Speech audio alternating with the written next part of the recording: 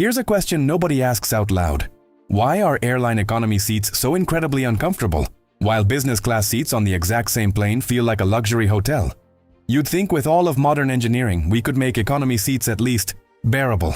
But here's the thing, airlines absolutely could make economy seats more comfortable. They just don't want to. And the reason why is one of the most calculated psychological strategies in modern business. Let's start with what's actually happening to your body in economy class. The ideal seat width for a human body is around 20.5 inches. Most economy seats today, about 17 inches. That's nearly 3.5 inches less than what your body actually needs. Seat pitch, the space between your seat and the one in front, should ideally be 34 inches for comfort. Most budget airlines operate at 28 inches or less, and it's getting worse every year. Since the 1970s, the average economy seat has shrunk by over 3 inches in width and lost nearly 6 inches of legroom. While the average passenger has actually gotten bigger, this isn't an accident.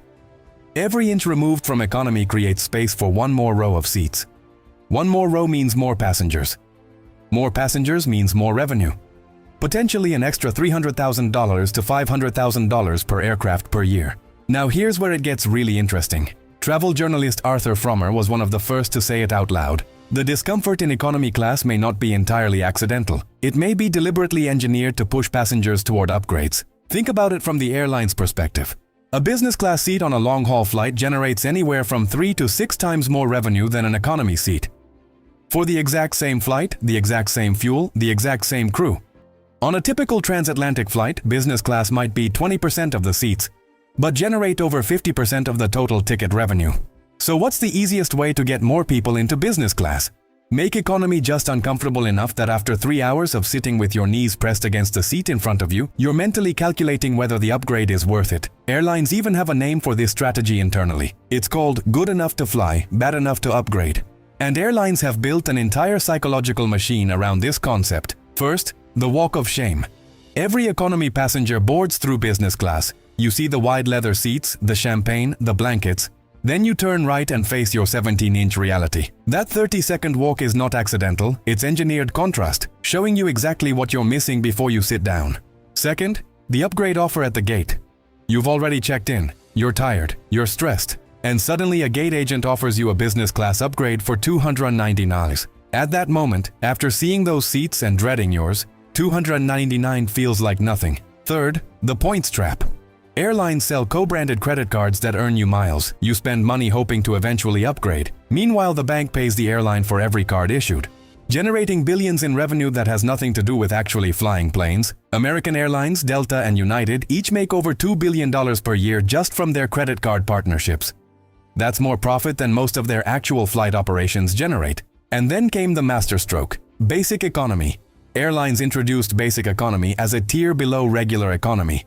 No seat selection, no changes, no carry-on bag in some cases, middle seat guaranteed. But here's the genius move. Basic economy didn't just create a cheaper option for budget travelers, it made regular economy feel like a premium product by comparison. Suddenly paying $50 extra for regular economy felt like an upgrade. Paying $150 more for premium economy felt like a steal. And business class started looking reasonable to anyone who'd ever been stuck in a basic economy middle seat for 8 hours.